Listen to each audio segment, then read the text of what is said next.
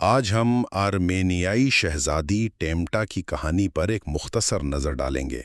ذرا سوچیں، ایک ایسی شہزادی جس کی زندگی کا کنٹرول ہمیشہ دوسروں کے ہاتھ میں تھا۔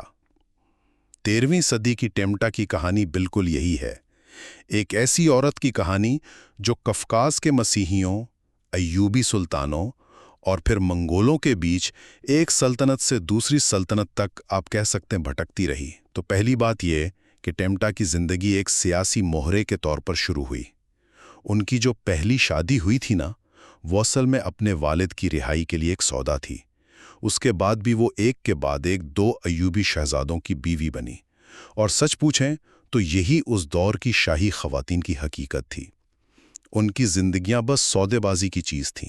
دوسری بات یہ ہے کہ اتنی پابندیوں کے باوجود ٹیمٹا نے اپنا اثر و رسوخ استعمال کرنے کے راستے نکال ہی لیے۔ جب وہ ایوبی سلطنت میں تھیں تو انہوں نے اپنے مسیحی لوگوں کے لیے ٹیکس کم کروائے اور ان کے مذہبی سفر کو بھی آسان بنایا۔ مطلب وہ کوئی بے بس قیدی نہیں تھیں، بلکہ اپنے حالات میں رہتے ہوئے بھی طاقت کا استعمال کر رہی تھیں۔ اور آخر میں منگولوں کے آنے سے بھئی سب کچھ بدل گیا۔ انہوں نے ٹیمٹا کو قید کیا اور کئی سال منگولیا میں رکھا۔ لیکن یہاں کہانی ایک زبردست موڑ لیتی ہے۔ منگولوں نے انہیں واپس تو بھیجا، مگر اس بار دلہن بنا کر نہیں، بلکہ اسی اخلاط شہر کی حکمران بنا کر جہاں وہ کبھی ایک سودے میں بیاہ کرائی تھیں۔ تو ٹیمٹا کی زندگی صاف ظاہر کرتی ہے کہ قرون وسطیٰ کی ایک عورت سیاسی مجبوریوں کی بھیڑ چڑھنے کے باوجود سلطنتوں کے عروج و زوال میں بھی اپنے لیے ایک منفرد مقام بنا سکتی تھی۔